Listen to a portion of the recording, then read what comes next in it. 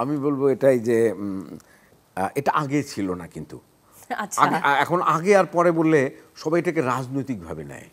ওই আগের কথা আমি বলছি না, মানে আমি বলছি যে আমাদের নাটকের ইতিহাসে এই বিষয়গুলো শুরু হয়েছে গত কয়েক বছর ধরে। আচ্ছা আচ্ছা। তো ওই গত কয়েক বছরের যে ইতিহাস, তাতে দেখা যাচ্ছে যে ডিরেক্টরসদের যে সম্মান, যে গৌরবের জায়গা, সেটা হারিয়ে গেছে।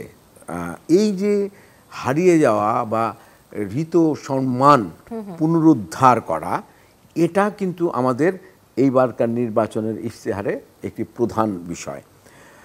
হৃত গৌরব ফিরিয়ে আনতে হবে। তো কি করে ফিরিয়ে আনা যায়?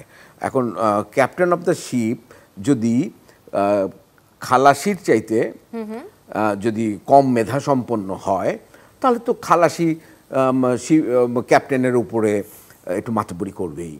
তো ক্যাপ্টেনকে তার যোগ্যতম জায়গায় ঠিক পথে চালু করবার জন্যে যে যে প্রক্রিয়াগুলো ব্যাকগ্রাউন্ডে করা দরকার, সারা বছর ব্যাপী আমরা নানা রকমের প্রশিক্ষণ, নানা রকমের সেমিনার, সিম্পোজিয়াম, স্টাডি সাইকেল, বড় বড় ক্লাসিক্যাল ফিল্ম দেখা, বাংলাদেশেরই বড় বড় কাজ দেখা, এবং কি করে প্রি প্রোডাকশনগুলো ভালো করা যায়, কি করে কম্পোজিশন ভালো করা যায়, কি করে লাইট বা ক্যামেরার কাজগুলো ভালো করা যায়, এই জাতীয় প্রশিক্ষণগুলো সারা বছর ব্যাপী থাকবে।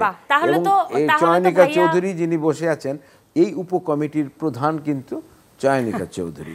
ঠিক আছে, আমরা ওই যে সিন্ডিকেটের কথা বলছেন, বা যে বলছেন যে ক্যাপ্টেন অফ দ্য শিপের উপরে মাতব্বরি হচ্ছে, এই মাতব্বরিগুলো আসলে আমি ডিরেক্টরস গিল্ডের থেকে আমরা মিলে বন্ধ করতে চাই। তাহলে তো আশাবাদী আমরা আরো বেশি। এবং ভাইয়া দারুণ সুন্দর করে কথাটা বুঝিয়ে বললেন, খুব ভালো লাগলো এবং দর্শকরা বুঝে গিয়েছে।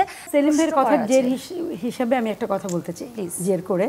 যেমন এই যে সিন্ডিকেট ভিউ, এগুলোর কথা আসলো তো, যেভাবে কাজ, আমার কাছে মনে হয় যে একটা ডিরেক্টরের যে শেকড়, ওটা আসলে স্ট্রং হওয়া উচিত। যেমন ধরুন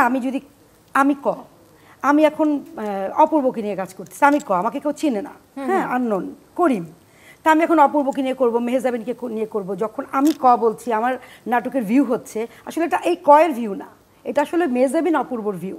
এবং আমি তখনই সেলুট দিব যদি এই একটা আননোন ছেলে মেয়ে বা যারা অভিনয় জানে, বা আরো অনেক পরের র্যাঙ্ক আছে না, যে সবাই তো অভিনেত্রী, ওদেরকে নিয়ে করে যদি এরকম পরিমাণ হয়, তাহলে তখন বলা যায় যে না, উনি ডিরেক্টর।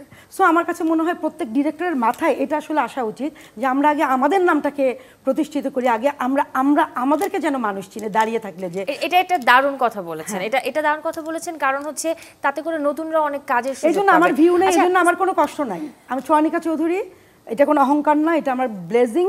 চয়নিকা চৌধুরী লিখে ডিরেকশন দেয়, মানুষ চিনে জানে, সো আই এম ব্লেসড।